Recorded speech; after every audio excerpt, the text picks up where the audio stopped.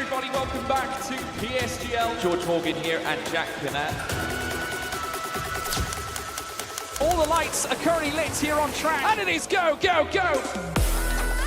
Contact between the Mercedes teammates. Denoso with a crafty manoeuvre up the inside. Masterclass from the Chilean. Crucial championship points on offer here. Do not count out Danny Beresne. Longe has done the job. This is for the win between these two. Freddie Rasmussen wins the United States Grand Prix. Alfie Butcher wins for the first time ever. Lucas Blakely takes the championship. It's Barry Borman. Jarno Opmeer is your champion.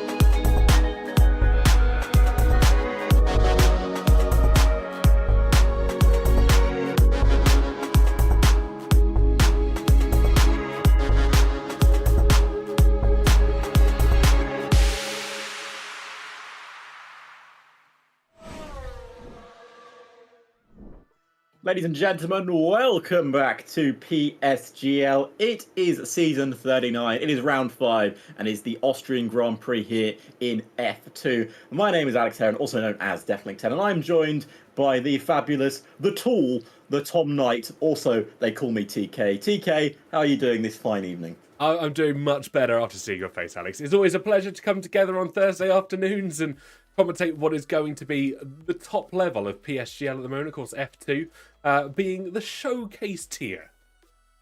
Yeah, it certainly is. F1 will be back come F1 25. We are crawling ever closer to the F1 25 release, and also the beta is on the horizon, but we're not focusing on that just yet. We have some F2 action to go ahead. But last weekend, I'm all over the place. Last Thursday, we had a Grand Prix as well. Let's check out where that has left the standings going in to that race, and you can see we're in China for round 4, and there is a 5-point gap at the top. Jan and Leo Lund separated by 5 points, but also Kian Gordendorp is also separated by only 5 points. It is very close up at the top.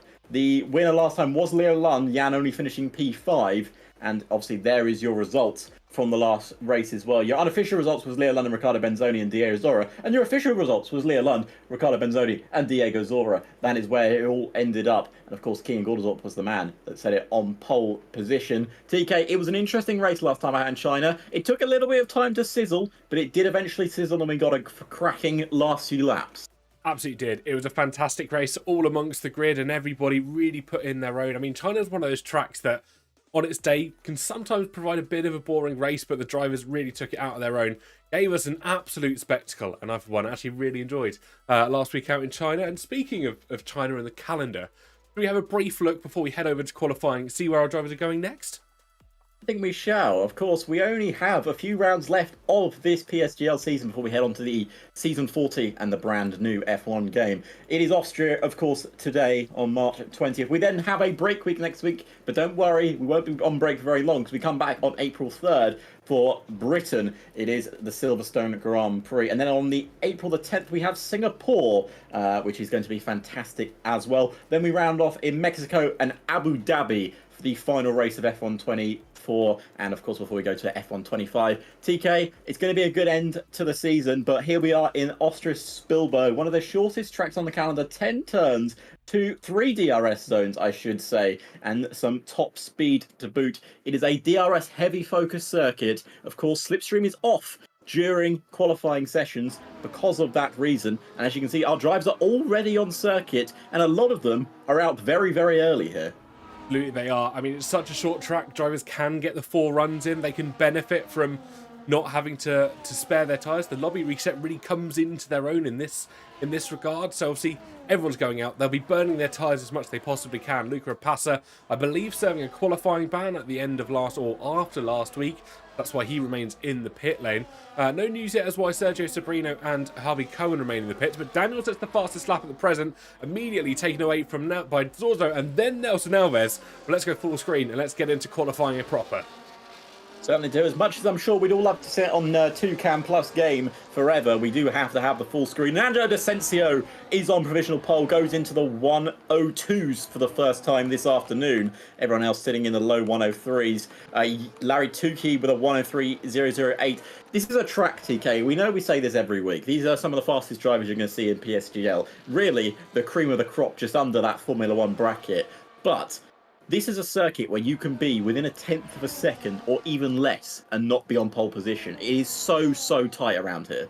Absolutely. I mean, the top three at the moment are split by less than a tenth of a second. 91 thousandths between Jan Halliday and Angelo D'Asensio, and Larry Tukey just 5 thousandths of the second further down the road than Halliday just above him. It's incredibly close. I mean, Alves and Lund have set the exact same time already, but because Alves set it first, he takes the top spot at the moment. Lund will have to settle for P5, and this is how close this grid's going to be. There is going to be hundreds, if not thousands of seconds between our drivers. And as you mentioned, DK, the laps can be quite a lot around here because of that mandatory lobby reset. They will get a maximum of probably 4 laps in this session as Riccardo Benzoni comes into the pits after setting a 1:18.2. That's definitely not a lap time that he will deem as respectable. Interesting enough, as you mentioned, TK, the Hasses just coming out now. Harvey Cohen, similar to what he did in China, coming out on the medium tyre.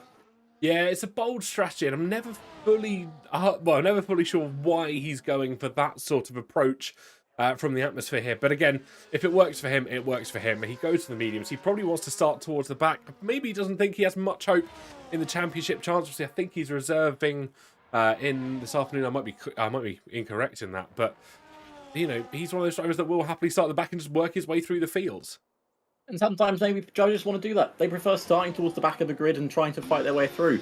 They did successfully kind of do that in China, but I'm sure around the track like Austria, where it's going to be a lot of sitting in DRS, I wouldn't expect lap after lap battles, ladies and gentlemen, but knowing our F2 lot, they do tend to put on a bit of a show, and I'm expecting a show this afternoon. TK, Race is on a lap here, one of our favourites in the commentary box. Always love to have a chat with him. Would you like to take us through this lap here? Yeah, let's keep an eye on the Scuderia Ferrari, then up towards what is now turn 3. Believe it or not, you've already gone through 2 corners. Still a little kink left, being the second on this 10-corner circuit. Through there nice and calmly, and we get into the second dose of DRS on this lap, down towards the infamous turn number 4.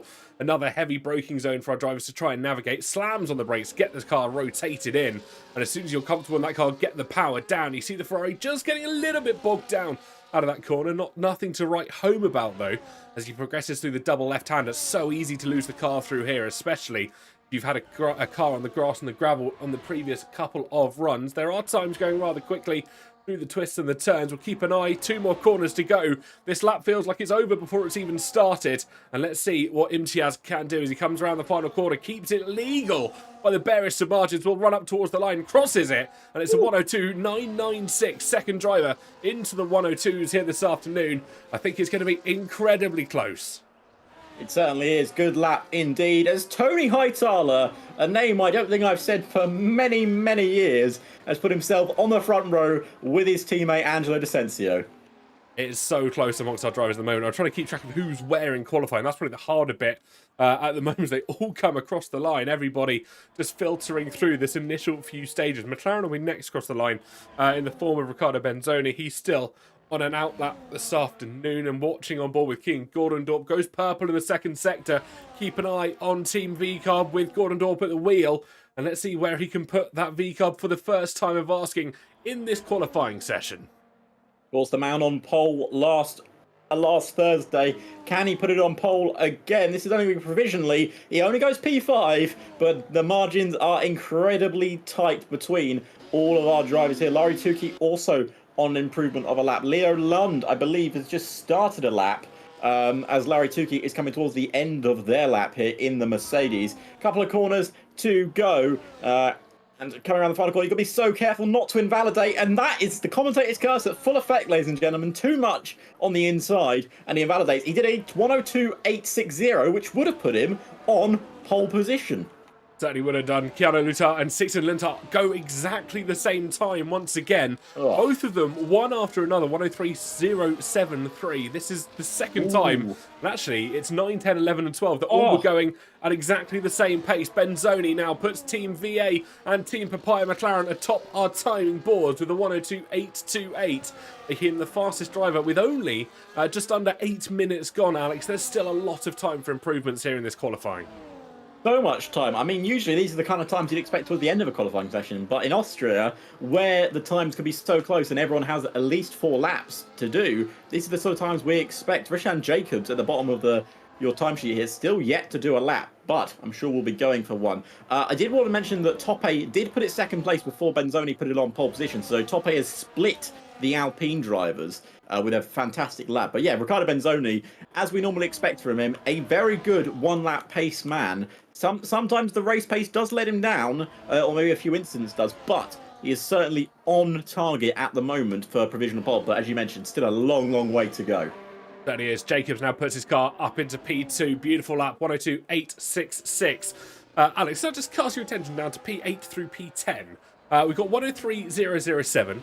We've got 103.008. And we've got 103.009. It is 1,000th of a second between 3 drivers consecutively within the top 10. That's incredibly close.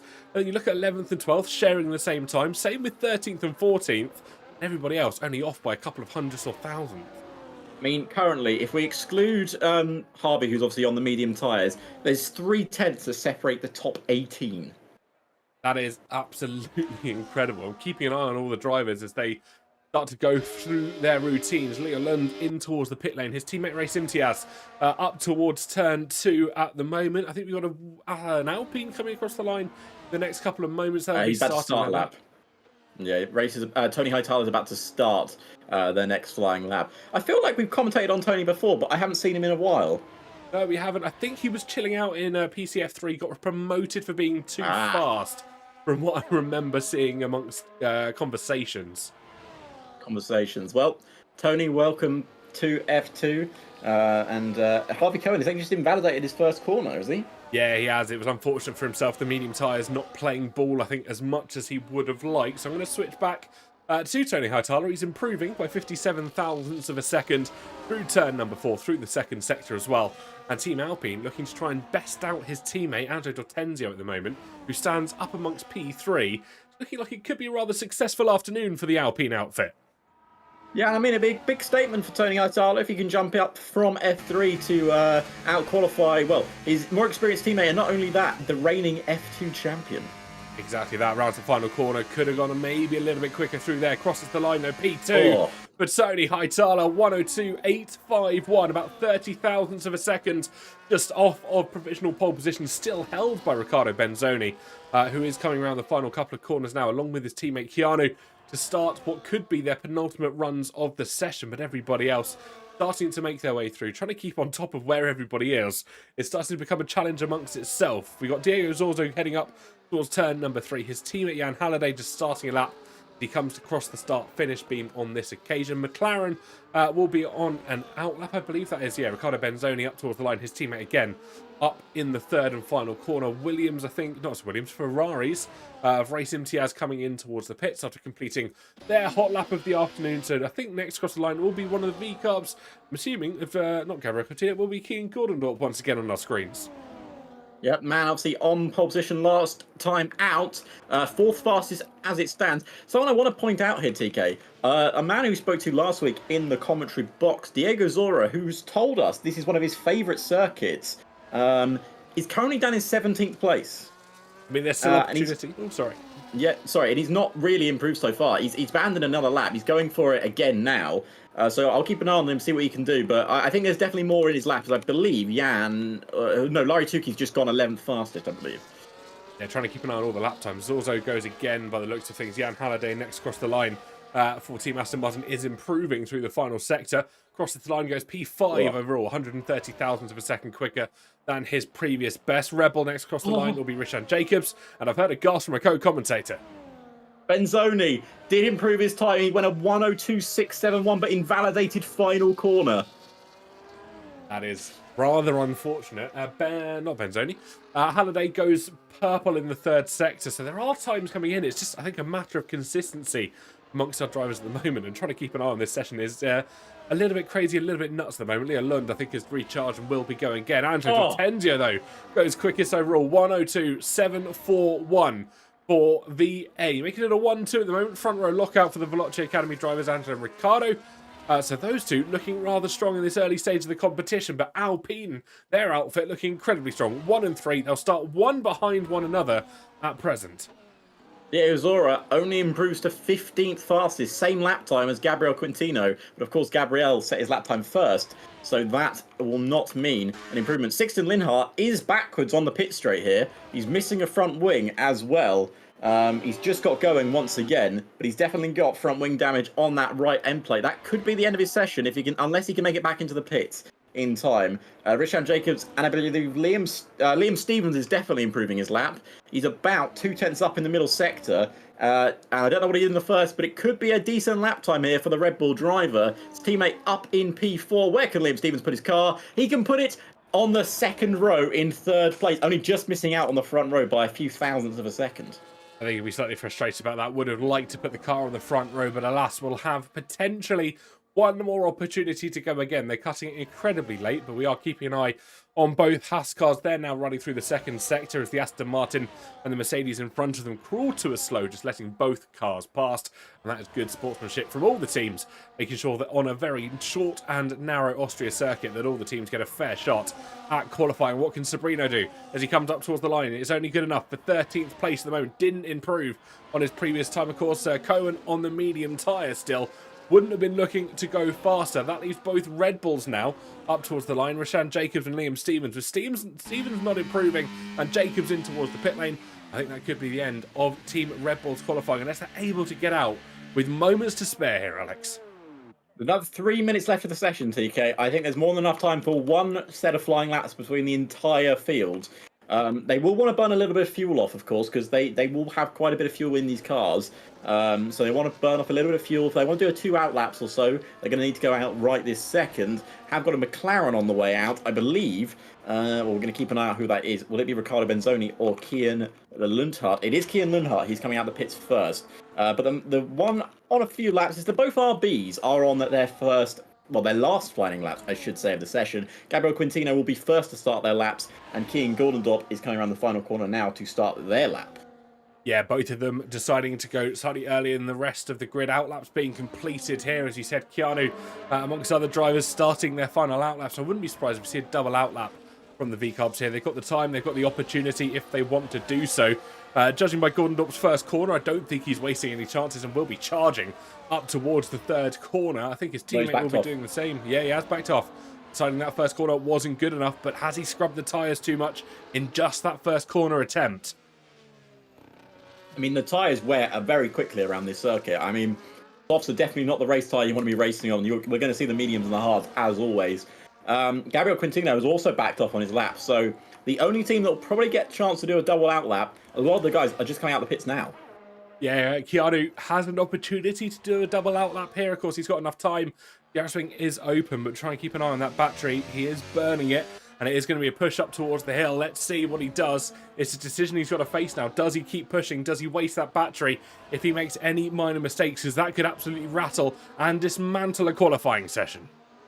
Yeah, it's a decent first sector there, 22 thousandths up in that first sector. He is one of the drivers in the 102s, but there is a lot of them in there going into the infamous turn 4. We've seen so many crashes here over the years. Big lockup on the tyres there, but a decent exit from the McLaren. He can back out now if he wants to, and you know what, TJ? He has. Yeah, he called that very late as well as Harvey Cohen retires from the session. In amongst the pit lane, excuse me, folks at home, as we see the Red Bull, I believe, of either Liam Stevens or Rishan Jacobs flying past on the outside there. That will be Liam Stevens. Still on his outlap, as everybody else is starting to proceed through. Both McLarens, of course, backing out of their laps. So it's going to be increasingly difficult to figure out who's on their final runs at the moment, because everyone's creeping so slowly towards the line. They want to get the final run here in Austria. Hey, someone that's not going to get their final run. Tony Hightaler did make it to the line to start a lap. Invalidated possibly final corner, which means he got a double invalidation. That is his qualifying session over with. That's unfortunate. You don't want to see that on an occasion like this. Gordon though goes purple in the middle sector for Team VCAR. One more corner to navigate. Can he keep it legal? Yes, he can. He could have extended that slightly more should he so wish. Crosses the line, 5th place. And only an 0.008 of a second improvement. Not what he would have been wanting to see. Next behind him, Rishan Jacobs did go purple in the first sector. Backed out by the looks of things and will be prepping to go again with only a few seconds left on our qualifying clock here. Larry Tukey went second fastest. We didn't see it. The Mercedes on the front row at the moment. There is a couple of others that have invalidated. Liam Stevens has invalidated his time. As you mentioned, Kean Gordondorp is backed out. Rishan Jacobs also invalidated his time. We're keeping an eye on the man currently on provisional pole. He's still going for a lap. Riccardo Benzoni did make it to the line as well. He's flying through the field, about 5,000 up. Keanu Lundhart didn't improve. Neither did the two Kick Saubers. We're going to keep an eye on everyone else to see where they are going. I believe it's going to be Sergio Sobrino to the line next. Let's see where the Haas car can go. Currently sitting in 13th place. Comes up to the line, pushes himself into 11th. Race did not improve his time, or if he didn't, he validated anyway. Leo Lund and the Williams of Nelson Alves next to the line. Nelson Alves will cross the line and stay ninth. Leo Lund goes 10th place. Here comes Diego Zora. He doesn't improve, stays 16th fast. Disappointing for the Aston Martin. Riccardo Benzoni can't improve. He improved by 7,000, but it's not enough for any sort of lap time movement. Jan goes 6th fastest. I believe Rishan Jacobs goes 8th fastest. Angelo doesn't improve. There is no one that can stop Angelo Decencio from being on pole unless Kean Gordondorp can, but he's 44 seconds down in the middle sector. I believe Angelo Decencio is on pole position for the Austrian Grand Prix. Certainly is indeed. Fantastic lap from Angelo, securing pole position there as well, and that's what we love to see. The Alpine once again retaining top spot. But you know what the unfortunate thing about this is? We now go through qualifying. We have a mandatory reset of the lobby, so we will have your patience, please, folks at home. And we will get ready to go racing. Let us know in the live chat where you're watching along from. Let us know who you're supporting as well. And did you expect Andrew D'Ortenzio to take top spot here in Austria in a qualifying that was oh so close?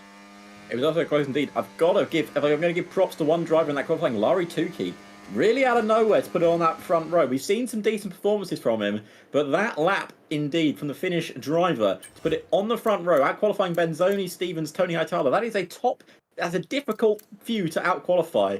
But TK, between the grids, we've got Angelo Decencio, Larry Tukey, Riccardo Benzoni, Liam Stevens, Tony Hightower, Jan Halliday, Kean Gordondorp, Rishan Jacobs, Nelson Alves, and Leo Lund, the top 10. And then you've got Keanu Lundhart, Sergio Sobrino, top 8 race, Gabriel Quintino, Diego Zora, Sixten Lindhart, Daniel and Harvey Cohen, and Luca Rapassa, of course, who did not qualify. He had a qualifying ban. 4/10 separate the drivers that were on soft tyres. That is a ridiculously close qualifying session. That is why PSGL is the place to be. You won't get anywhere close to that in any other racing league. But TK, the man who put it on pole, Angelo Decencio, I wonder how he could put it on pole. What kind of magic could he have to put it on pole? Well, that's the question, Alex. It really takes grit, determination, and maybe some other factors as well to really put in a fast lap time like that. And thankfully, over to our sponsors as they're able to provide some of the best sim racing gear in the world. Alex, who is our sponsors?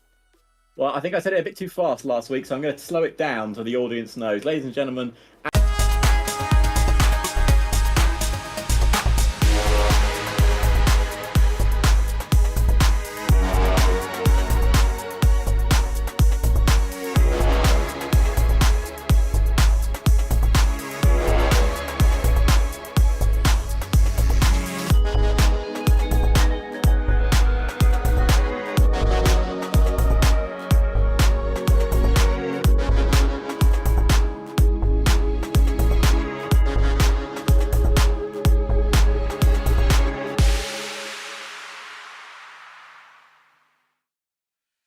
well, ladies and gentlemen, I'm glad you could hear me clearly there and showed the fantastic work that our sponsorships do. Now, as always, we get to see the lovely lobby restart, and we can shame and name the drivers that do not go for that lobby restart. I can tell you one person that did. It's Tony Hightower, the new boy in F2, instantly disqualified himself on the start-finish straight. He disqualified himself by reversing off the starts. That was his official disqualification thing. I didn't know that was a thing you could get disqualified for, but here you go. Everyone else has decided to do their first racing lap around Austria. But anyway, that's not the point. As always, as TK mentions, it's the time where Alex and TK mention random stuff until the lobby restart is completed.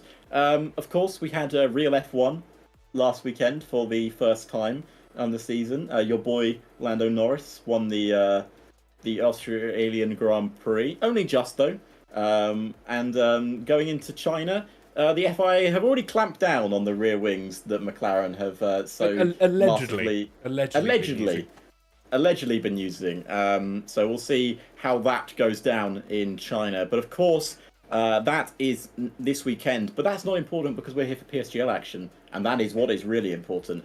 And the most important thing here, TK, is Angelo Asensio, the man who's looking to defend his F2 title.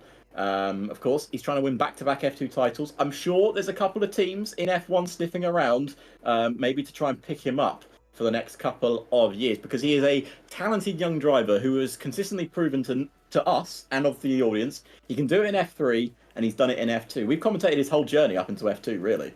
We certainly have. It's been an almighty career, and if you look at the ranks amongst F1 sim racing and that sort of environment, you've got to consider that you've got some names potentially not going to be there. We head into the 2024, well, the 2025-26 season, if you want to call it that. Obviously, one big name and one shock name that we weren't expecting, Brendan Lee taking his retirement from F1 sim racing at the end of the year, which is incredibly sad to see. Of course, back-to-back winner of the first two series, and unfortunately, I think the results might not have gone his way in years gone past, but it is a big name we're going to be losing in the F1 sim racing scene. But that means Kick are going to be looking to replace a big name, and there's going to be some big shoes to fill as well. Yeah, I mean, there certainly is. I mean, it's a shame to lose him, but it brings the ability for these younger talents to move up into F1. And obviously, I think the good news as well is it's going to be a bit of Formula 1 related as well. But of course, we have the 11th team coming to Formula 1 in 2026. And I imagine that will also bring another team, maybe not straight away, but another team to the esports world of Formula 1, which I think will be fantastic for the sport and in fact fantastic for F1's esports as well, because it gives you guys more of an opening to come join us and race, and it gives more talented drivers the opportunity, because I feel like when you have 20 cars on a grid, that means there's only 20 drivers that can race full time in those seats, especially when you come F1 esports. So, even improving it by a number of 2 is still very good. So, we're happy to have an 11th team on the grid. I'm very much looking forward to that come 2026. Of course, that's a little bit further away than 2025. That's what we're going to be focusing on very soon. But we focus on the Austrian Grand Prix, which is here in F2 today. A 36-lap Grand Prix, random weather. The Austrian hills often bring a surprise, and you never know what can happen. With Angelo Asensio on pole, and obviously with Larry Tukey on the front row, it's going to be interesting. If we go to the championship standings very quickly, TK, we can see that Jan Halliday, Leo Lando, Kian Gordondorf are your top 3, all very close in contention. The man who's not close in contention, who's had a pretty dreadful season after being world champion, Angelo Asensio, down in 12th place, 7th, 8th and 7th. He's got an extra point for being on pole. He's 27 points off the leader and has not stood on the podium yet this year. Yeah, it's been unfortunate for himself. It hasn't been a season to remember, especially in the slightest, because, you come off the back of winning your season, you're talking amongst the big ranks, you want to go far in your career, and obviously you come back in, same game, same environment, nothing really has changed. You've dropped down to P7, you've had results that have been consistent, but not consistent in the way that you'd like, and obviously, you look down 7th, 8th, 7th, some drivers around that tier. You've got obviously top 8 finished 7th and 8th respectively in Brazil, and then Belgium as well. But every other driver, it seems to be bouncing around. There hasn't been much consistency apart from our top 2, who have both got 2 wins to their name. Of course, Jan and Leo both winning on and off from one another. Bahrain and Belgium go to Jan, and then Brazil and China went to Leo Lund. Everybody else is not really having a consistent season to want to remember. I mean, we've had 4 drivers get second place over 4 different races. Yeah, and I mean, even the likes of today, if you look at the man who's in fourth in the championship, Diego Zora, only qualified in 16th place for the Austrian Grand Prix. A man who's told us in the interview box that he was very confident coming into this Grand Prix. And in China, he was not very confident and got himself third place. I mean, it's a very strange season. Maybe it's the mind games of everyone knows this is the last season they're racing on this year's game, so they're all focusing towards 25. But surely you want to go into that year on the back of a good result. Yeah, I mean, there's lots of variables at play, and that's the thing. You've got to remember that as we head to the new game cycle and head to that sort of surrounding, are you really focused on this final season? Should you be really focused on this final season? I think that's what could be in the back of a lot of drivers' minds. Let's not forget we're approaching the end of an educational year as well. Quite often, our young people have exams and schoolwork to do, so quite often there's distractions in that back end. And you know, as much as we appreciate the sim racing and it is rather fun to commentate and I love the environment that it brings, you've got to remember that schoolwork and getting through your grades is actually equally, if not more important than what's happening on the track here this evening. It certainly is. That is what's important. Staying still, school kids. That's what TK has told you here today.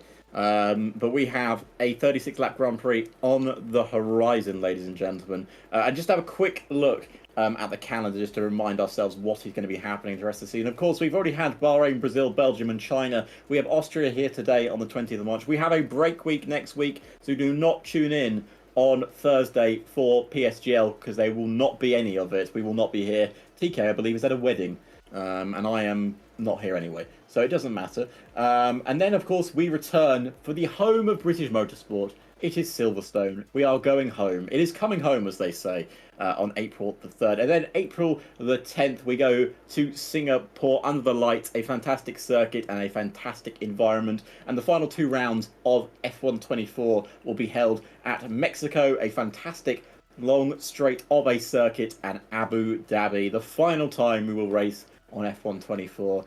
TK, it's still a long way to go in this season, but you've got to say, right now, unless some miracle happens, Angelo will not defend his title this year. No, there's one of those things that it's going to be close as we head towards the end of the season. You said that there's an opportunity for drivers to still pull it back. We've still got 4 races after this as we end up after the break week. And I mean, thankfully, none of us are here. I think we'll be all watching F1 Sim Racing as it occurs for its final round of the season. That's why we're not here. That's why we're not here. We're not busy doing other things. No, the pros are doing it this time around. Yes, over in Sweden. Yes, we're not invited. Not this time.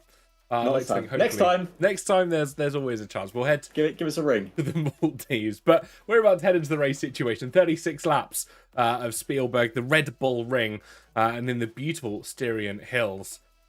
We have got competing apparel on this afternoon. I think we have noticed quite a few times. Yourself as a Red Bull fan, I of course have got our 2024 World Champion hoodie on for McLaren. 2024 champions. You will never say that, Mr. Red Bull over there. No, you'll never say 2024 World Champion though. Well, that's neither here nor there. But let us know in the chat who you're supporting. 36 laps of the Austrian Grand Prix about to come your way. Of course, we've got McLaren starting amongst the second row. Everybody else still filtering in amongst themselves.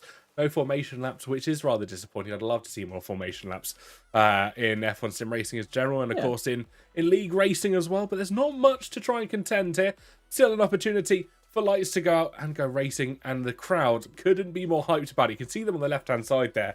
They are fired up. They are ready to go here, Alex. It's going to be a good run. They certainly are. They are looking forward to the start of the Austrian Grand Prix.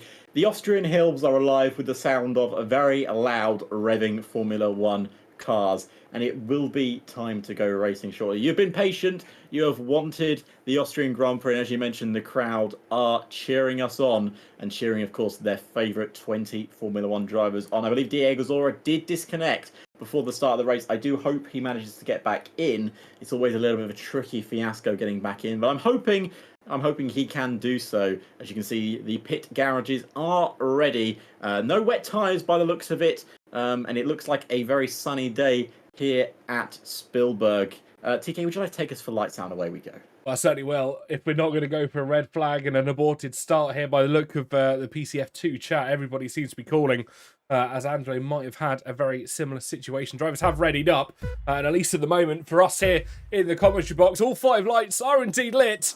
And the lights go out, and we go racing in Austria. And it's Angelo Tortenzio getting a fantastic pull away, but Larry Torquay with an even better one in towards the inside line. The Mercedes taking away the race lead immediately from first corner. Riccardo Benzoni still holding on as they proceed now through the second corner, in towards the top of the hill. Everybody trying to progress through. We got a battle right to the front one again. It's a late dive from Liam Stevens, trying to get the move on Riccardo Benzoni further behind, with Gordondorp and Halliday going side by side as we progress down towards the third corner, the fourth corner now on this beautiful Austrian circuit. Torquay leads from Tortenzio, from Benzoni, Stevens in fourth, and everybody further back still contending as we have it 2 by 2. It's a Ferrari of Leo Lund that's gone round and got damage. And that's not a good start for the Scuderia. Damage and possibly, well, dropping to the back of the grid indeed. But for Larry Tukey, what a start that was. Absolutely launched off the line. Something to do with Mercedes and good starts around Spielberg. And Placencia had no answer to the Mercedes pace off the line. But it's for the rest of the field, Jan Halliday ahead of King Gordon, one of his championship rivals. But everyone is flying on this Austrian hills, as we have a McLaren in the pits. Keanu Lundhart is in the pits to change, I believe, his front wing. Diego Zora trying to battle towards the back of the grid, but I believe he's still AI in the background, so that's not going well for him. Diego Zora has just joined, and unfortunately I believe he's also on a default setup, so that's going to hamper his race this afternoon. It certainly will, unfortunate for himself, and of course issues that come a cropper amongst online and sim racing. They are some of the features that we have seen semi-regularly. Both Kick Saubers having a battle with Sixton and Daniel side by side. We head in towards the fourth corner. I think it was Sixton that tries to go down the inside of their teammates, sticks a nose in, tries to surrender down the inside line, gets the move done, but they're still side by side into 6 and 7. The double left-hander now coming their way. Surely they're going to be losing time here, as Sixton just holding on to the position. Nelson Alves further forward, getting the better of Tony Hightower. They're still wheel to wheel as we head in towards turn 9 and 10 here. Double right, double 90-degree right to try and comprehend the finish of the lap, and the Williams will have to sit behind for the time being. Back up to our race lead though. Torquay still under pressure from Angelo Tortenzio, who had set the fastest lap until it was taken away from Halliday, and then Lintar in tow.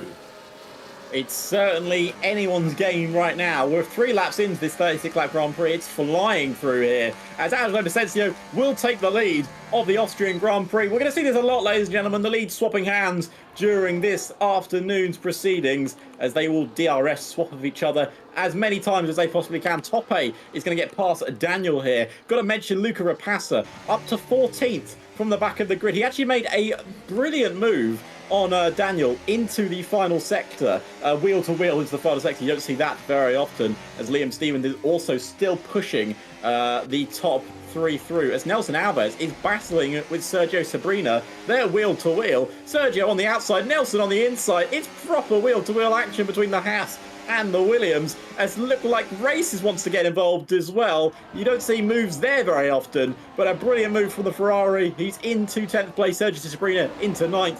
They do not want to drop out of DRS here, TK. That is what is so important around Spielberg. Certainly don't at all. And of course, the minute you lose DRS, you drop off that pack, and we have seen that in races gone by. As Orzo now into the pit lane, started, well, the only driver in fact that started on the medium tyre, deciding to take no further part in this race. Our race leader though, Tortenzio, under pressure from Torquay. Torquay swings it around the outside. The Mercedes retakes the race lead. Of course, a beautiful pull away from the race start allowed him to try and pull away, and now has the opportunity once again to lead this Grand Prix. Stevens under pressure, attacking Riccardo Benzoni, tries to swing around the outside of turn number 4, gets blocked up by a slow moving Mercedes, who Constantinoed into a slow moving Alpine there, and the front 4 remain as they were just a couple of corners ago. But we progress through in towards turn number 6, through turn number 7, and we're about to finish off lap 4 of 36 already. There's been no call for a red flag yet, which could be rather unfortunate for a few of our drivers, and it could be absolute heartbreak if we see a red flag this late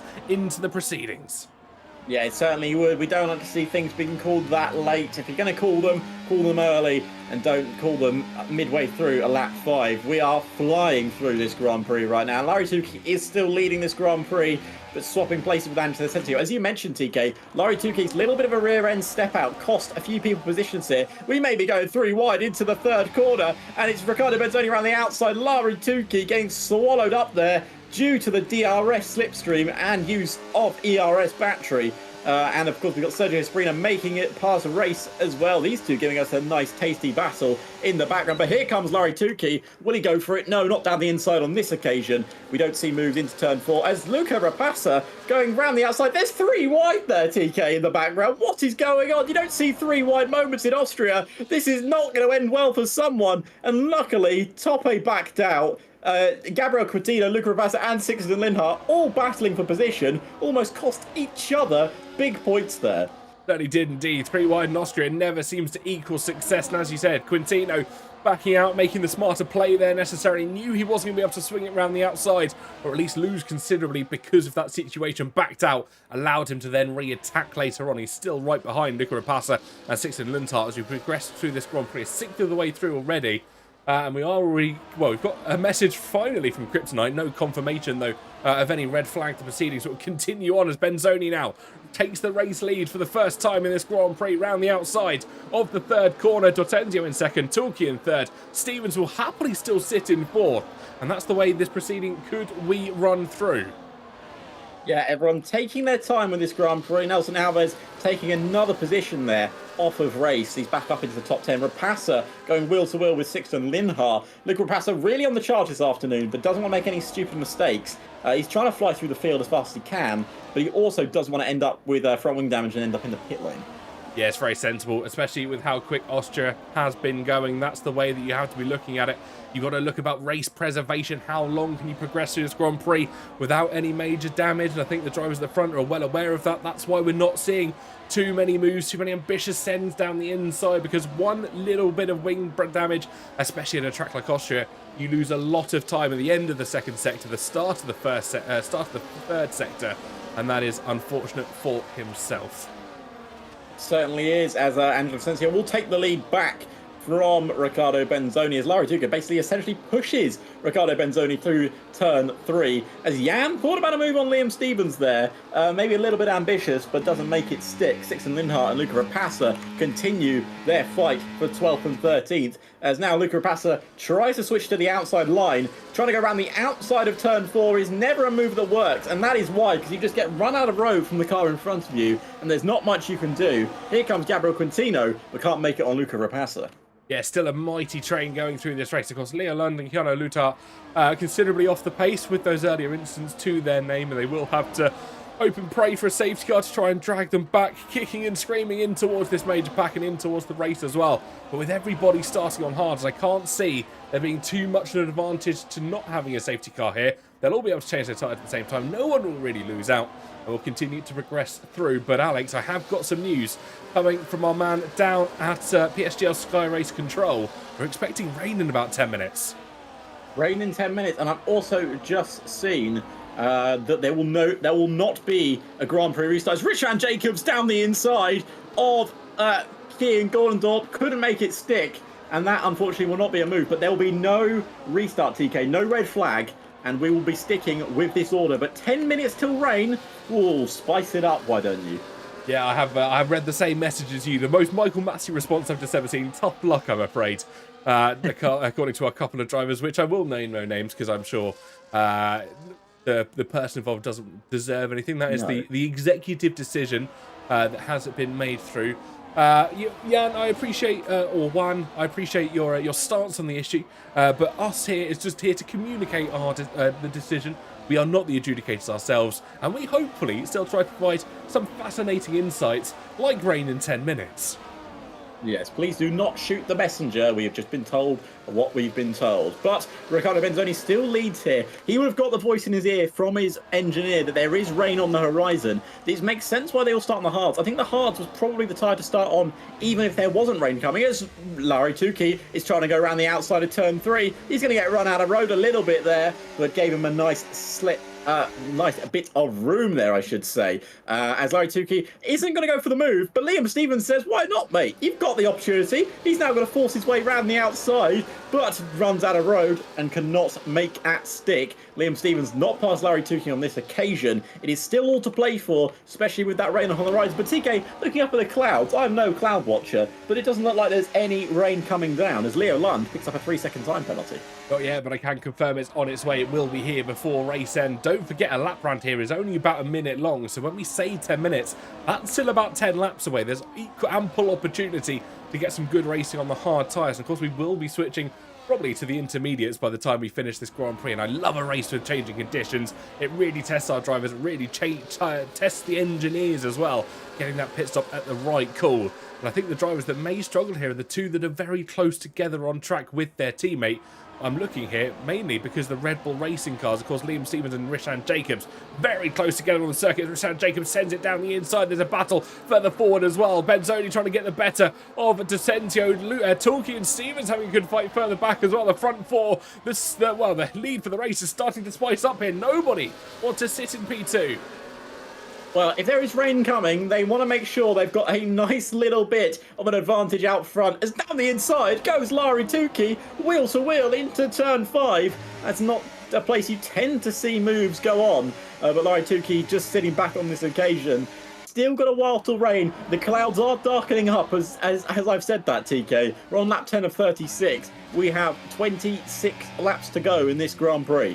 Yeah, well, the cloud cover is increasingly becoming more prominent as we continue through onto lap 11 of 36. We're nearing a 1/3 completion of this Grand Prix already as we run through in towards turn number 1 for the 11th time as we progress up towards race corner 2 and corner 3. And I appreciate everybody's condolences in the chat and everything that might be going on. We'll keep an eye on Benzoni Central down the inside now for the race lead in towards the inside line. Stevens tries to follow through. Couldn't get the best of Torquay though. In towards turn 3 for position 3 on the circuit. As also leaves the session, of course, after his earlier retirement. That's rather unfortunate for himself. D'Atanzio tries to get the better of Benzoni once again, having to go defensive from Larry and Liam behind him. Will progress through. It's a third way through. The Mercedes once again reminding the Alpine that he is in his mirrors as we head in towards turn 5 and 6 here. Nobody wants to try and give up a position this easily, and we progress through the Grand Prix. Nobody's out too far badly. We've still got 19 runners, and with the rain coming in thick and fast, I think we're about to see some spicy action.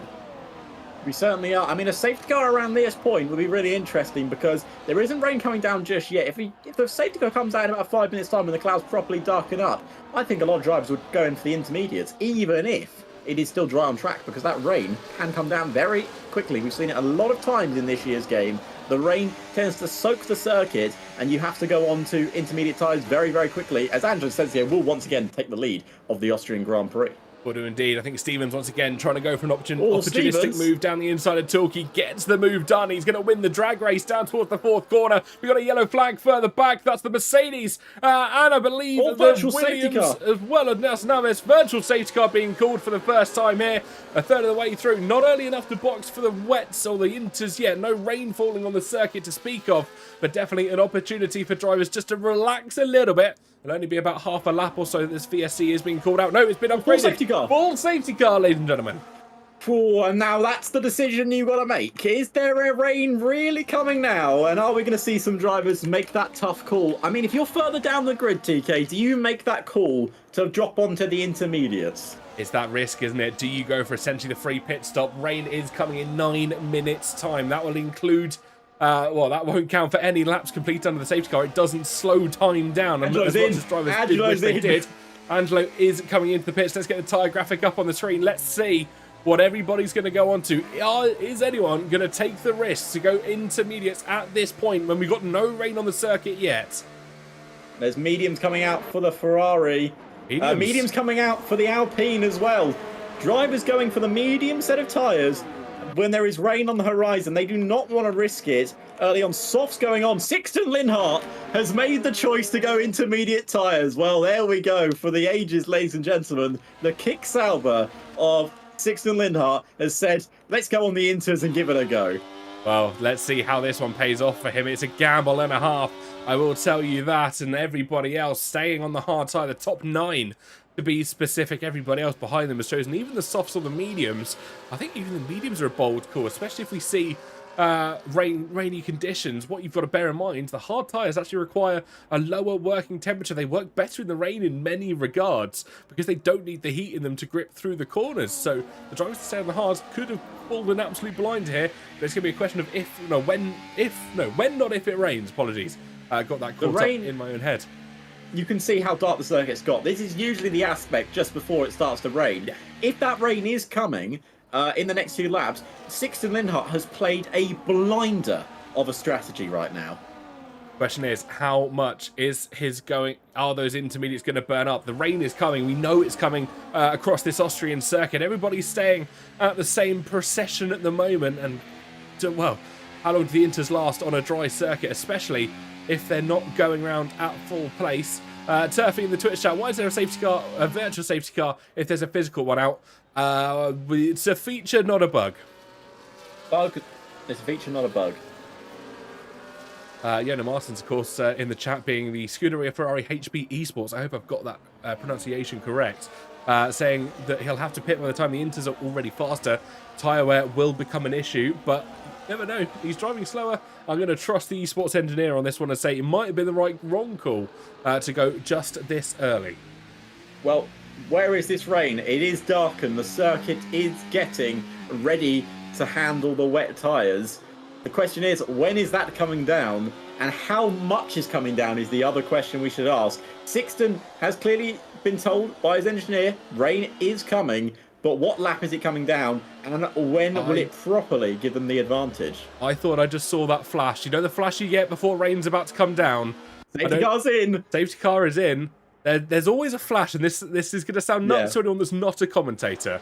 There's a bit of a flash before rain starts. It's obviously some graphical thing that is about to trigger rain or about to come down. I've just seen that. I'm 90% sure I've just seen that.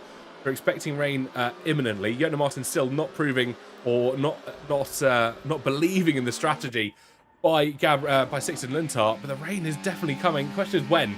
It's in the next 5 minutes, but I think it could have been too early for the intermediates. The safety car is heading in towards the pit lane. Liam Stevens will lead us away as we're about to have green flag racing once again. The Red Bull will take us away with Benzoni in chase. The green flag is out. We go racing once again in Austria.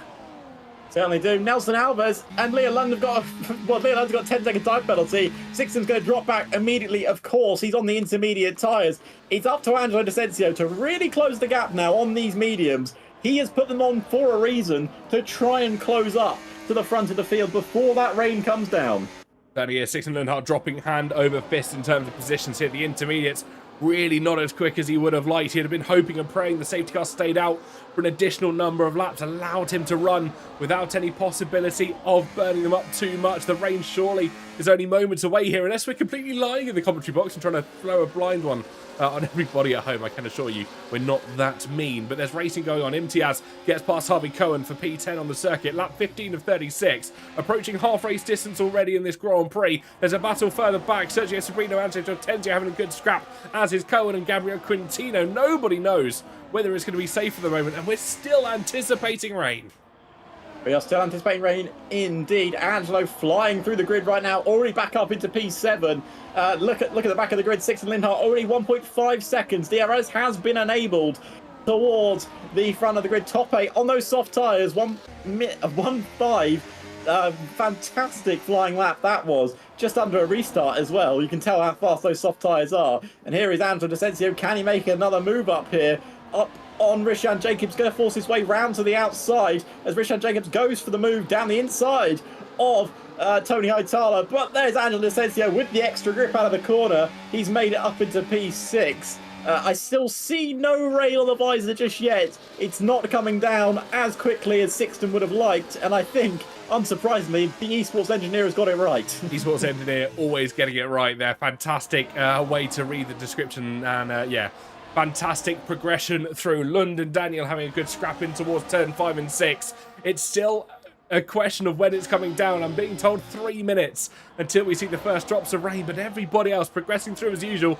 I think the drivers that opted to stay out on the hard tyres could have pulled a blinder here. No need to go in, risk that track position, especially with imminent weather coming their way. Top 8, Luca Rapassa, Sergio Sobrino, amongst others, getting involved as we head down towards turn number 1. Nobody knows which way they want to go here, as there's even a further scrap further back. Keanu trying to get involved down the inside of Leo Lund. He's given him a taste of his own medicine. Couldn't quite pay it off on this occasion. We see a battle further back. The top 4 aren't convincing to where they want to be in this circuit. The McLaren of Riccardo Benzoni tries to move down the inside. Little bit of contact with Liam Stevens. Talking and Gordon could be there to try and swallow up Benny, losing in positions. Halliday as well, making it up the top 5 with the Alpine of Andrea Dortenzio getting involved. Look at this. It's a wide, mighty scrap as Gordon loses out of position. Riccardo Benzoni tries to send one down the inside. They're 3 wide as we head in towards the double left-hander here. Nobody knows where to go. There's no grip on this circuit. Gordon now sends one down the inside of Larry Torquay. Torquay will have to defend the inside line in the second half. I think we just saw a car going flying off in the background, but we've got 9 cars potentially for the lead of this race at the moment, Alex.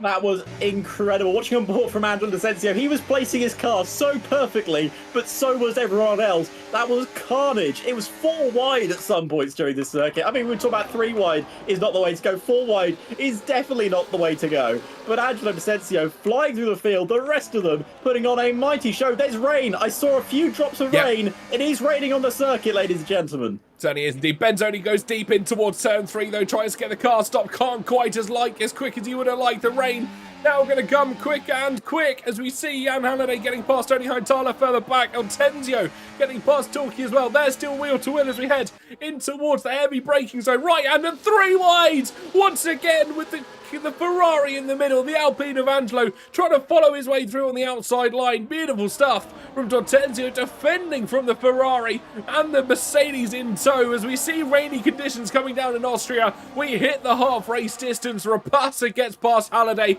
at a final time of asking, and I wouldn't be surprised if we start to see DRS become disabled. Intermediates could be the call. I think Gordon potentially first in towards the pit here, Alex. And Gordon in, there's a few others deciding to come into the pits. Linhart's Inters will be very happy with the situation right now. He will jump people. I think he will still have a gap, but it won't be the gap he was hoping it would be. But I think Sixer Linhart still may have chosen the right strategy in the end. Don't forget as well, he's got to try and hold off the tyres, see how long he can try and take them. The front drivers are still battling 3 wide once again as Stevens tries to get the Red Bull slowed down. He's run off the drag. Dortenzio to the inside line, and this could allow Benzoni to try and follow through as well. He hasn't had the best exit out of the corner as we head in towards turn number 4. Race Imitiaz trying to go down the inside, late on the brakes against Liam Stevens, down the inside as we have DRS disabled. Surely now we'll see drivers head in towards the pits in their droves as Benzoni trying to follow through. We got both Mercedes further back with Torquay and Rapassa trying to get involved in this scrap. We got a car going wide further back. I think that could have been Torquay losing some positions, losing some grip as we have the slick tyres starting to lose any purchase they have on the surface in front of them, and the pit crews will be calling for every single driver in this lap. But I think we could see a double stack from Team Mercedes here, who haven't played a blinder. It's so slippery out now, the track. The dry tyres are completely zero grip. Yes, both Mercs will double stack. It is a pain to slow it down in the pit. I'm just watching everyone dive in, and there is your race leader. Sixten Linhart takes the lead of the Austrian Grand Prix. Well, I'll tell you what, I didn't think it was going to be this dramatic. Look at the lead that young man has entailed over the rest of the field at the moment. Kean Goddendorp, of course, pitting on the last lap. 5.5 seconds further back, but the advantage will be with Goddendorp at the end of this Grand Prix. The tyre wear under those wet conditions could have been interesting. Kean Cook, the pit lap, to be fair, says Fiona Martins in chat once again. The rain continues to fall here in Austria, and this race could still go any which way as we see both Ferrari-powered cars getting involved amongst one another. Imtiaz and Cohen having a good old scrap for P5 on circuit. The Red Bull of Liam Stevens wants to try and make an advantageous move in towards turn number 4. He has the inside line against Cohen, down the inside, later on the brakes. Wham bam, thank you ma'am, says Stevens. And it's a brilliant move from Liam Stevens. The double stack has absolutely ruined Larry Tukey's race. The man who was on the front row finds himself down in 17th place. The double stack was an absolute disaster for Mercedes. It's worked wonders, Angelo Desensio's medium tyre strategy, because he finds himself in P4, only 1.5 seconds off of P3. He's a bit further off the lead, but so is everyone else. It is anyone's race with 16 laps to go. And Larry Tukey does make it past Kian Linhart. He's got a long way to catch up, though. It is still anyone's race, TK. I am amazed how this one has gone down. I think Sixton will be giddy in that pit, in that cockpit, but he knows he's got some very fast drivers chasing him down. He'll be giddy in the cockpit, all right. But as you said, he knows the tyre wear from that dry running lap or laps could be the final nail in his coffin, especially as we see Gordon is catching at a rapid rate of knots, about a second and a bit every single lap. I mean, he'll have the recarb to try and benefit from as they catch up to one another. They've got a considerable gap back to Nelson Alves and teams William that is down in P3, but everybody else still fighting it out as the spray becomes worse here. It's MTS and Stevens getting involved amongst one another once again. It's Cohen and Rapassa going side by side behind them as well as we progress through in towards 5 and 6. It's the Mercedes pushed out wide by the Haas. Cohen's not here to be bullied. He's the one doing the bullying as he forces Rapassa to try and take the outside line. Rapassa says no and slots in behind for the time being, but Cohen, how long is he going to be able to survive this attack? You think about it, none of these guys would have set their cars up for intermediate running. They would have all set it up for the dry, as Riccardo Benzoni and Jan Halliday going wheel to wheel in the final sector. You don't see this very often, and it is brilliant racing from the Aston and the McLaren as Riccardo Benzoni keeps ahead of Jan Halliday. 9th and 10th is the battle. As you mentioned, Kian Goldendorf is catching hand over fist right now, TK. The man who wants to lead the championship, who can lead the championship, I believe, at the end of this Grand Prix, is chasing down the race leaders. Liam Stevens and Race go wheel to wheel into turn 3. The Ferrari and the Red Bull properly going for it in these very damp conditions. It has got so torrential here at the Austrian Grand Prix. Here comes Race down the inside into turn 4. They go wheel to wheel. Liam Stevens on the outside, Race on the inside, but Liam gets the extra grip and takes the advantage. He's up into P5, defending from Race in P6. Certainly is indeed. We got a fair battle further back as well as Tope and Jan Halliday trying to go side by side through turn 5 in towards turn 6. The Williams this time around has to lose out. Gordondorp now within a second of Sixton in front of him. He's pushing hard. He's trying to catch up to the car in front, and you can see they've dropped Alves by 4 seconds back to the Williams. You can see the difference on track there as they head down towards turn number 1. It's an almighty gap, and can Gordondorp and Linhart work together here? Or are we going to see a complete and utter annihilation by Team VCarb as they pass through that with the kick Sauber and try and progress on to a race win here in Austria? Ian Goldendorp needs this Grand Prix win. He's got a chance of the F2 title this season. And if he wants to get a Grand Prix win, it's staring him right in the face. And Sixton, I don't think is going to fight it. Ian Goldendorp takes the lead of the Austrian Grand Prix. Does indeed. Now Sixton has a friend he can try and work together with. He's trying to snap the car and it doesn't seem to be working, and I wonder whether Kian's going to be able to try and drive away from Sixton behind him. Can Kian progress through, keep the pace that he's been showing all through this Grand Prix at the moment, convert the dry running into wet weather running as we see the Aston Martin once again trying to battle with Tope, same place we saw them fight last time around, and they're just sitting in behind one another. The patience game is strong as we approach that 10 laps to go mark here in Austria.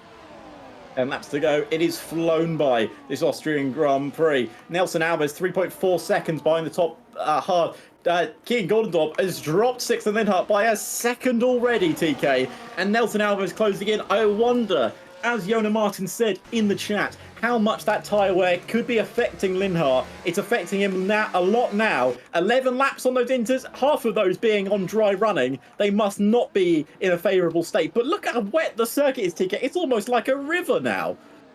Certainly is. The rain comes down thick and fast when it does in the Styrian Hills, and everybody has to adapt their driving style accordingly. Angelo Dosenzio getting involved. We see Stevens and Imtiaz once again going for a battle further back. Rapassa, as he always seems to be in these PCF2 races, is in amongst it as well. Are we going to see a dive from the Mercedes? The Red Bull tries to push the Ferrari wide. The Red Bull commands the inside line, tries to hold it deep. Rapassa, who could have the inside line opened up for him. The Red Bull goes wide. The Ferrari has to follow. Rapassa swings it round around the outside as we see Imtiaz losing out on the position. It's going to be Stevens all settled for 6th. Rapasa, though, round the outside of turn 5 and 6. Beautiful stuff from the Mercedes driver. That is a glorious overtake from the Mercedes VA driver. The Veloce Academy have got themselves a special driver there. Rapasa, 2 cars in 1 corner on torrential conditions here at the Styrian Hills. But the man in 4th place right now is Angelo D'Asensio, and Nelson Alves has absolutely messed up the first corner, and it's going to lead to Angelo D'Asensio battling for 3rd place. He could see the race leader and the 2nd place in front of him. Angelo D'Asensio, he might have got a bit too deep into the corner, but he's got a better exit. You know he's got one, and he's up into 3rd place. Meanwhile, in the background, race battles with Harvey Cohen for 7th and 8th respectively, and in front Liam Stevens just following on Luca Rapasa. Here comes Harvey Cohen. Will he break later than Race? You know he will. Can he hold it around the outside? I don't think he can, because Race has got a better exit, and the Ferrari into 7th place. This is fantastic batting all amongst our grid at the moment. Cohen once again trying to scrap it out, I believe, with the Ferrari of Race Imtiaz just in front on the inside line, handed itself to the Haas car. The Ferrari once again tries to swing it around the outside, does so successfully, but this leaves Cohen open to Benzoni as we head in towards the final couple of corners on lap 25 of 36. 11 to go here in Austria as we see our race leader, Kian Gordendorf, just coming across the line now. 3.3 seconds to the advantage of Sixten Lundtay in front. Angelo D'Asensio still in 3rd place with Alves trying to chase him down. They're only about half a second apart. Rapasa now will have to try and bridge the gap between the Williams and his Mercedes if he stands a hope in hell of trying to become a podium sitter here in PCF2 tonight. Luca Rapasa, let's not forget, started on the back row of the grid. He started 20th position. He's currently sitting in the top 5 as we see the Ferrari, the McLaren, the Williams, the Haas all battling for position. Harvey Cohen's lost out though. He's fallen down to 12th. Richard Jacobs had to get past him on the grass, and there goes Tope past Race. Will he be able to hold on to that move? Race really tries to turn that Ferrari into the corner. It's not having any of it today as Race drops down to 9th. Here comes Jan Halliday, the man leading the World Championship as it stands. Will try and get past Race. They go wheel to wheel, and Jan up into 9th place. Even when he's having a pretty mediocre Grand Prix, Jan finds himself in the points. Beautiful stuff from himself. Big news up at the front though. Angelo D'Asensio has caught Sixten Lundtay. Just a couple of tenths between the two drivers. We enter with 10 laps to go in this Austrian Grand Prix. D'Asensio gets past with ease, and I wouldn't be surprised if Nelson Alves now within striking distance as well. Those intermediates looking absolutely cooked on the kick Sauber of Sixten Lundtay. It could have been a fantasy win. It could have been a fairy tale win for Sixten Lundtay after the beautiful undercut, the anticipatory pit stop under that safety car, but alas, the rain didn't come as quick as they would have liked to gamble for. Tope further back, having a good scrap with Riccardo Benzoni in towards turn number 3. Easy move done in the end. We see Race Imitas and Jan Halliday having a good fight in towards the 3rd corner. Aston Martin versus Ferrari, as we have the beautiful battle. They're still side by side. It may be chucking it down cats and dogs, but our driver's still scrapping it out as if it was dry. It's so close in this battle. I mean, Sixten Lundtay, he's definitely not out of the question to get at least a P4. Nelson Alves found his way into 3rd, but there is a lot of cars chasing him in the background. I mean, Sixten's job now is he's just got to try and nurse this home. He's going to get a points finish as long as he can keep it clean. Absolutely, that's the question. Can he try and hold on? Can he try and push through? Points finish is important, especially in a championship as tough and as competitive as here in PCF2. And points mean prizes at the end of the day, not necessarily here in PSGL, but prize in this occasion could be a seat with an F1 sim racing team. Of course, that's the future that a lot of our drivers will be hoping and praying towards. There's such limited seats as we attested to earlier, but so much opportunity for the right drivers. What you got to do is grab that opportunity, grab the brass ring, as they once said, and you've just got to hold it as tight as you possibly can. These are the opportunities, these are the moments where you can prove yourself to be a proper F1 sim racer, and that is where they want to be. As there's drivers that today have driven well, but this rain has caused them to have bigger problems during this Grand Prix. I mean, look at Larry Tukey down in 13th place. That double stack did him no favours He's battling with Tony Hightower, who again, a driver who had such a good race, I think was caught by a double stack. And they still go wheel to wheel. The Mercedes and the Alpine, but Larry Tukey jumps in front of him up into 13th. He's got Harvey Cohen in 12th, who again has had a fantastic Grand Prix. I didn't even realise he was the top 12 there. Yeah, it's been a fantastic race. Let's not count out, of course, the driver sat in P5 at the moment, Luca Rapassa, who started this Grand Prix down in P20. If you look at the driver in front of him as well, Sixten Lindhardt down in P17. There's been some incredible drives through mixable conditions and definitely will be in the contention for driver of the day throughout that voting process. Well, let us know in chat who your driver of the day is as well, who you think has driven an outstanding Grand Prix here in Austria. We started with dry conditions. We thought we might even see a red flag at moments during the first few laps. That then got declined. No red flag was announced. And then we had rain pretty much at the halfway point. And with 7 laps to go, it's still anyone's Grand Prix. Rishan Jacobs is past race. They go wheel to wheel as Keanu Lindhardt gets a 3-second time penalty down in 7th place. He's had a race to forget as well. For Sixten Lindhardt, though, the dream is coming towards an end because there's 2 cars that want his position. Race has got a 3-second time penalty, though. Certainly has indeed. Track limits do often bite you hard at the Austrian circuit. You try to go through as quick as you possibly can, and you just put 4 wheels over one of those lines, and one of the 3 penalty warnings comes your way. Those accumulate, and happy days, 3-second penalty will be coming your way. Luca, vote for driver of the day, and I think I have to share that sentiment. A beautiful overtake there in towards the penultimate corner of this Grand Prix. Fantastic stuff. Rapassa, who started down in 20th place, now finds himself in P4. Race in the rain is not a fun combination, says Tiesman in the chat. And I think, again, I have to agree. Kean having another vote, driver of the day vote from Ilbel. I apologise if I'm pronouncing your name completely wrong there. But Kean, again, has looked so strong. He's got almost 5 seconds to the better of Angelo D'Ortenzio out on track at the moment.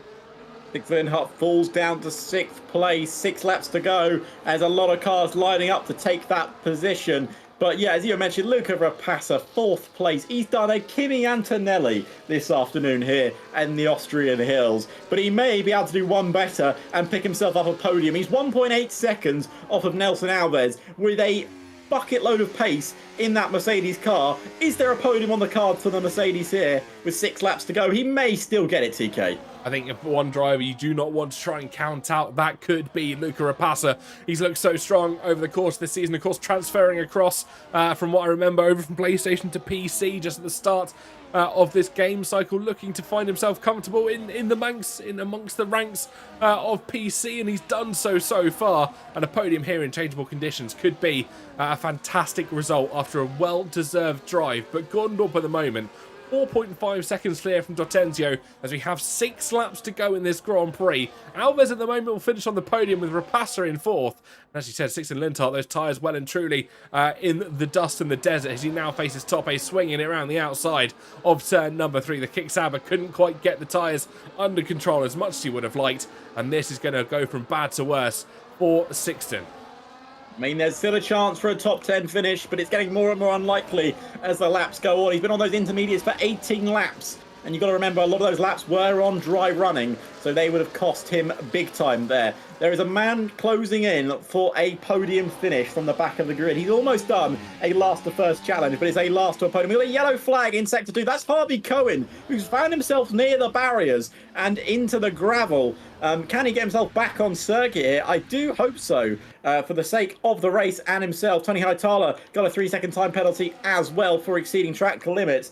But we are now back on the green flag conditions. 1 second, the gap between Rapassa and Alves. There is a podium he can sniff, TK. The Mercedes driver may still finish 3rd this afternoon. Certainly can indeed, and don't forget, don't count out Liam Stevens, who's trying to follow in the footsteps of the Veloce Academy driver that stands affront him at the moment. Liam only half a second back off Rapassa as we head in towards lap 32 of 36. Quintino retires from the race in the pit lane. I'm sure Harvey Cohen will probably end up doing the same. There's not much hope of a fastest lap attempt, no option to bolt on the soft tyres and go again, but you never know. I've seen drivers surprise me in PCF2 here this afternoon, but we lose 2 drivers as we have Quintino and Zorzo down at the bottom, both of those retiring earlier in the Grand Prix.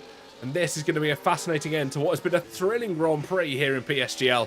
I, for one, cannot wait to see how it concludes. Cohen has come back out fresh set of intermediates going on the Haskell, so maybe hoping for a fastest lap attempt, currently held, of course, by top 8 up in P6. I mean, that'd be quite the fastest lap considering I think that lap was done on soft tyres. But hey, you never know. As he said, we've been surprised by more things this afternoon. As Jan is going wheel to wheel with Sixten Linhart. Linhart actually on the inside. Jan's gone on the outside line. They go wheel to wheel. Unfortunately for Sixten, I think that's going to cost him not just 1, not just 2, but maybe 3 places going into the first corner, as it looks like he goes wheel to wheel with Riccardo Benzoni. Benzoni forced to the outside line. He's caught on the curb. Sixten Linhart tries to defend, but Rishan Jacobs makes the move, and Sixten falls down to 10th. And that points finish is falling away for the Kick Sauber here this afternoon. He's going to hope for penalty in front of him because he's got Larry Tukey right up behind him as well. Certainly does indeed. I think the battle between Benzoni and Jacobs could be helping his case as we progress through on this lap. I think it's dried up here, Alex. I think the rain has stopped. Yeah, we're going to see dry running again in this Grand Prix. You never know. Might not be quite time for slicks. I don't think anybody else is coming to come in for dry rubber, especially with only 3 laps to go in this Grand Prix. But hint, hint, Harvey Cohen, you could certainly go for a fastest lap attempt with this situation. Yeah, it certainly could. I do feel even worse for Sixten Linhart, though, because that basically causes the end of his Grand Prix, because he needed that. He needed the wets to last, because he's now on intermediates that are already dead, and now he's running on a dry track. It's not a good... I mean, you could just... Can you see the baldness on those intermediate tyres from the front of Larry Tukey's car? They are horrendous on the back of Sixten Linhart.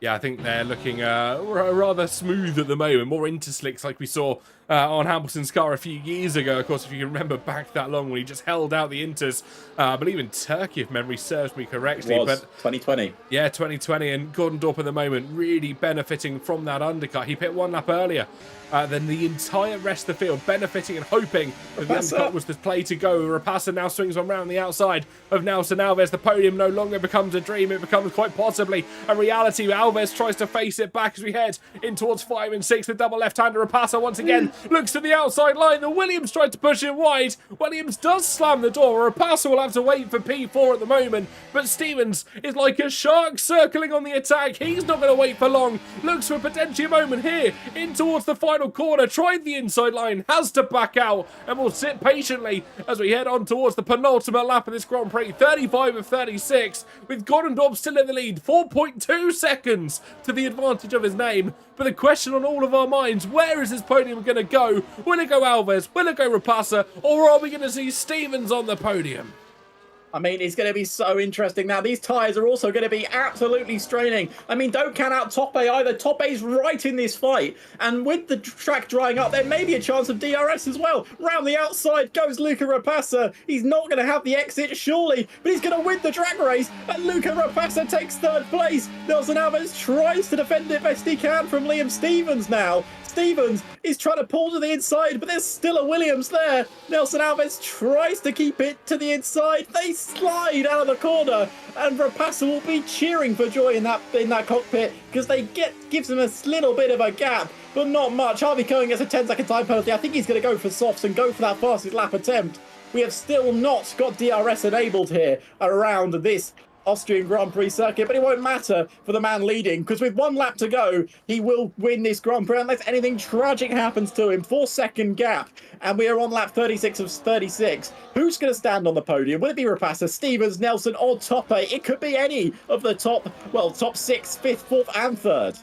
That he could indeed. Gordon Dorp, of course, with that commanding lead. Dortenzio looks rather comfortable up in 2nd place, but the question on everybody's mind, mine included, is who's going to be on that podium. Will it be Rapassa, Stevens, Alves, or Top A, as you now said, as both Williams start to fight further back? They're anticipating potentially a civil war in amongst their team. Top A towards the inside line of Alves. Alves has to try and yield to avoid any collision between the two of them. Through turn 3 they go, and it's going to be the drag race won by Nelson Alves at the moment, but Top A still has the inside line. Quicker in the 2nd stage of the acceleration, but focus now goes to the front 2 in this 4-horse race. Which way is it going to go, Rapassa or Stevens, as we head in towards the 3rd and final sector? The Red Bull at the moment doesn't look to have the pace. Rapassa from 20th on the grid could be looking at getting an almighty podium, but we'll go back to our race leader at the moment. Keaton Gordendorp, who bit that one lap earlier, will take victory in Austria. A commanding drive from himself, with Angelo D'Ortenzio coming in second, and Luca Rapassa, he'll go from last on the grid to getting a podium here this afternoon. Luca Rapassa, a fantastic drive from the VA driver. What an incredible race from the man from Silverstone, the man who we didn't think could be anywhere near this podium, and changeable conditions, a safety car, and a brilliant set of pace put him on the podium. Angelo D'Ortenzio, of course, with a fantastic result, puts him second, but the man who wins it, the man who was on pole last week and may have got a bit unlucky, is Keaton Gordendorp, who wins this Grand Prix. Unfortunately for Sixten Linhart, the gamble did not pay off. The man who gets driver of the day is Luca Rapassa, and undoubtedly will be my driver of the day as well. I'm sure he is your driver of the day as well, TK. Yeah, almost certainly. Fantastic drive. 20th on the grid.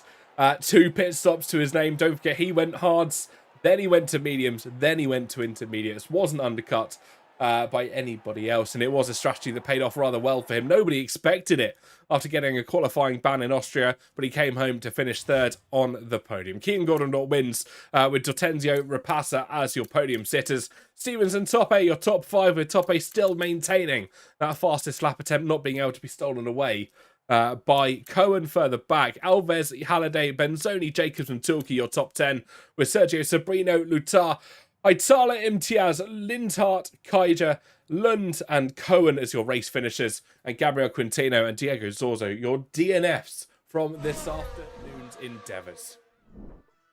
What a Grand Prix that was. I mean, we normally see Austria as a little bit of a slipstream fest with DRS, but it certainly was anything but that towards the end of this Grand Prix.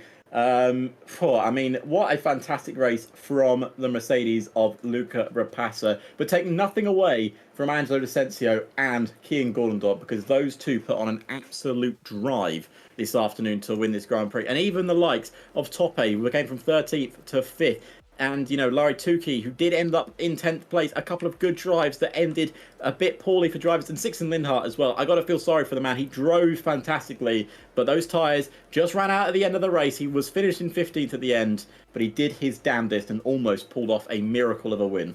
Certainly did. And one driver I think I've got to feel sorry for, of course, Diego Zorzo, having those issues right at the start of the race. And it's been confirmed that it probably should have been a restart. It wasn't called in time. Race had already proceeded. And I'm sure that will be something that it will be looked at in the back end and hopefully rectified, not hopefully for this season, if not going into F1 25 as well. We've got a question from Nexus Fish in chat. New Tier 1 season when? I believe that will be hosted on the F1 25 game whenever that is announced. Just keep your eye on social media for all the Season 40 information, because it will be posted in due course. As soon as we know, you'll know as well. That is the love that we have to be able to share with you. We are now waiting for drivers to come in for a chat. Of course, we'll get your top 3 should they want to come in. Penguin Victoria, there's never a bad time for you to arrive. Come enjoy the questions as well. Thank you for asking. I'm just waiting to see if anyone's interested in an interview. No one's told me they're interested in an interview. So I will just wait a little bit longer. But TK, of course, we're not here for a week. We've got a break week come up next week with F1 Sim Racing coming back, of course, for the final rounds of the F1 24 season. And then we come back for Silverstone, Singapore, Mexico and Abu Dhabi as well. It is all to play for, TK, and with that result, it's twisted the championship all the way up again, because if we have a quick look at the championship standings, of course, they are not updated. We are not that fast at updating our standings. But we can see with that win, it's given Angelo D'Ortenzio, well, might even boost him up into that top 3. It certainly could do. There's a lot that could change in this race. I mean, if you look at Keaton Gordendorp, I think almost certainly he'll be able to try and hold P1 heading into the final few rounds of the season. It's mad to say we've only got 4 races left of F1 24 as a whole. Not just of this season, but of F1 24 as a whole. I think there's quite a few drivers and potentially spectators as well that will be able to get rid of this game. But I've just been told Keaton's character, we did miss it because I skipped it, unfortunately. He did a Sui on the podium as well. Oh, did he? Apparently so. So, Keaton's in the chat. Should we bring Keaton in for an interview? We might as well bring him in. Where is he? We're going to bring in Mr. Gordendorp, the man who put it on pole last week. but pulled off the victory this week. Kian, unfortunately, we missed your Sue on the podium. We do apologise for that. But congratulations on the win, mate. When you put on those intermediates, you got past, of course, our race leader for a while, which was Sixon Linhart. But then you just stormed out in front, mate. You were unstoppable during that wet phase. Talk us through the race, mate. It was a bit of a crazy one. Yeah, thank you. The first off, yeah, we went with a bit of a risk with setup, but at the end, yeah, it was just all about managing my position in the first stint, and I think we did that. We did that well, and we knew about the rain coming, and I mean, me and my engineer Chris, that's like our strong point with when there's a transition, so it was very good, and we just he nailed it on the call, and yeah, from there on, I know my wet pace is very good on this game, so it was just all about managing the tires still, because I was not sure if I can make it to the end, but yeah, it was just managing, and pace was good, so I'm happy. Yeah, I mean, it certainly was. It looked like a fantastic race from where we were watching, and yeah, you made the right call. Sixton made it a little bit early, but you made it spot on. When you got past him, it was a pretty simple race from that point out. Of course, he did have Angelo Detensio chasing you, a man you do not want chasing you in the background, but you held him off, and I believe, if the math is correct, you may be leading the championship after this race as well. So, with 4 rounds left after the break week, we obviously have Silverstone. I'm trying to remember the calendar now. Silverstone, Singapore, Mexico, and Abu Dhabi. Yeah. Those 4 rounds, how are you feeling, mate? Because there's a chance you could be world champion by the end of this season. Yeah, I know. I mean, all of the tracks are good except for Singapore. That's like super bad, but all of the other ones are esports tracks. So, I mean, it should be familiar ground and should always be fine on those tracks. So I'm confident for that. And then yeah, let's just see. I just need to keep my head down and just keep pushing. Exactly what you need to do, mate. Well, congratulations on your win, and I'm sure we'll speak to you in 2 weeks' time in Silverstone as well. Yes, thank you. Let's have a good night. Awesome, Thank you so much, Kian. Always nice chat to you. I think that's the only person in the box waiting. I think the rest of them are for F4.